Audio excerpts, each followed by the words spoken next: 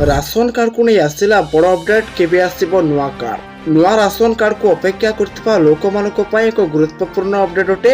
अनेक लोक नुआ राशन कार्ड पय आवेदन कर सारिछंती। नुआ राशन कार्ड पय लोकन को आवेदन करथिले मध्य सेमानको ए पर्यंत प्रदान होय नाही। एही क्रम रे नुआ राशन कार्ड संबंधी एक नूतन प्रसंग सामना को आसीछि। केबे नुआ राशन कार्ड आसीबो आसंतु जानिबा। हेले संपूर्ण खबर जानिबा पय वीडियोटी को बिना स्किप कर शेष जाय निहाती देखंतु।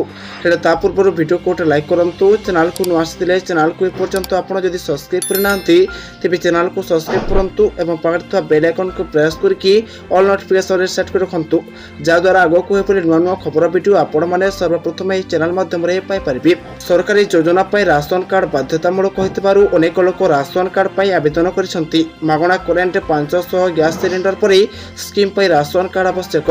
ए कारण अनेक लोक योजनार सुविधा हराउछंती। तेणु आपनकर राशन कार्ड रहिबा जरूरी अटे। या व्यतीत अन्यान्य नूतन कार्यकारी होइतबा योजना गुड़िक पय राशन कार्ड मध्ये आवश्यक। भारतीय परिवार पय राशन कार्ड मध्ये आवश्यक हेबो। सेमानक मध्यरु अनेक राशन कार्ड आवश्यक करंती। सेथिपई अनेक लोक राशन कार्ड पय आवेदन करथिले। तेलंगानार प्रत्येक जिल्ला रे 55,000 रु अधिक राशन कार्ड आवेदन विचाराधीन अछि। या अर्थ बहुत लोकंक आज भी कार्ड नाही। प्राय 9 लाख लोक आवेदन करथिले। अधिकारी माने राशन कार्ड प्रदान पय व्यवस्था करछंती। संप्रति लोकसभा निर्वाचन को दृष्टि रखी निर्वाचन पर नुआ राशन कार्ड प्रदान होबार संभावना रही।